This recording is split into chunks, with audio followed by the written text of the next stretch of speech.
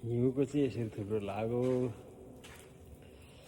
अब सरिँदैछ तर अझै आइरहेको छ होइन।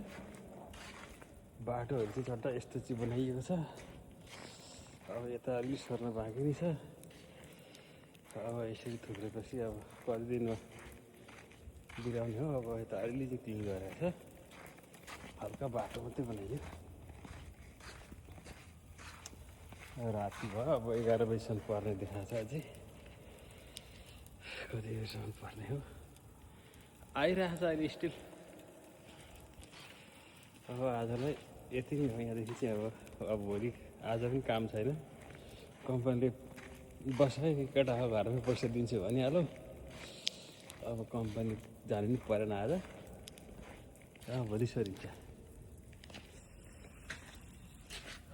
यस्तै छ कि पैसाहरू आइरहेको छ अझै।